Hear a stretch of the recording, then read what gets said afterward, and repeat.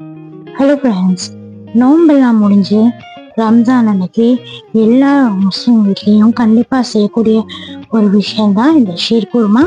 இது பார்க்கறதுக்கும் சாப்பிட்றதுக்கும் ரொம்ப ரிச்சாக ரொம்ப டேஸ்டியாக இருக்கும். இது கண்டிப்பாக எல்லார் வீட்லேயும் செஞ்சு சாப்பிடுவாங்க. நானும் என்னோடய ஃப்ரெண்ட்ஸ் எப்படி இது கொடுப்பாங்க அப்படிங்கிறதுக்காக நான் காத்துட்ருக்கேன். அதுக்கு முன்னாடி அது எப்படி செய்யலாம் சொல்லி பார்க்கலாம் வாங்க.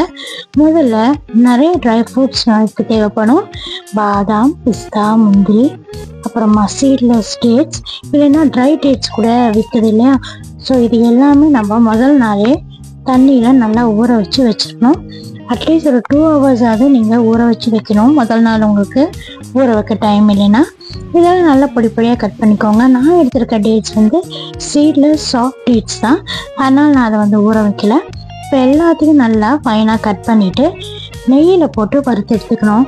நிறைய பேர் என்ன பண்ணுவாங்கன்னா ஊற வச்சுட்டு அதை வறுக்க மாட்டாங்க, பச்சையாக அப்படியே இந்த கீரில் சேர்த்துருவாங்க. பட் நான் கொஞ்சம் நெய்யில் வறுத்துட்டு சேர்ப்பேன். அப்போ தான் இன்னும் டேஸ்ட்டும் இந்த ஃப்ளேவரும் இந்த கீருக்கு ரொம்ப நல்லாயிருக்கும். இப்போ வறுத்ததை நம்ம தனியாக ஒரு பாத்திரத்தில் எடுத்து வச்சுக்கலாம். இதுக்கு இன்னொரு முக்கியமான பொருள் என்னன்னு பார்த்தீங்கன்னா, நல்ல சில்கியாக சாஃப்டாக இருக்கிற சேமியா.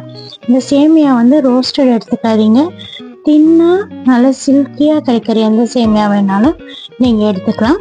ஸோ நான் அந்த மாதிரி ஒரு சேமியா 1 கப் எடுத்திருக்கேன். இது இன்னும் ஒரு 2 ஸ்பூன் நெய்யை ஊற்றி நல்லா செவக்க வறுத்துக்கோங்க. நல்லா வறுத்து நல்லா வாசனை வரணும்.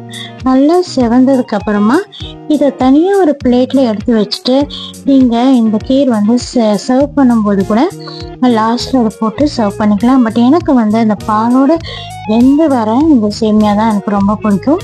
அதனால் நல்ல திக்கான ஏற்கனவே கொதிச்ச பாலை நான் இது கூட சேர்த்து இன்னும் கொஞ்சம் சுண்ட வச்சுக்கிறேன். இதுலேயே இந்த சேமியா வேகும் போது இன்னுமே இந்த ஷீர் குருமாக்கு நல்லா ரிச் ஃப்ளேவரும் டேஸ்ட்டும் இன்க்ரீஸ் ஆகும். இப்போ இது நல்லா வேகட்டும். பால் ரொம்ப சுண்ட தேவையில்லைங்க, சேமியா வேகிற அளவுக்கு சுண்டலாம் போதும்.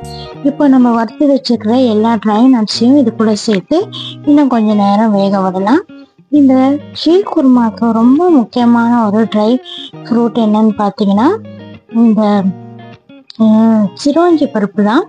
இது கிடைச்சா கண்டிப்பாக இது கிடைக்கும்போது இந்த பாயசம் செய்யுங்க, அப்போ தான் இப்போ ரியல் ஃப்ளேவர் கிடைக்கும்.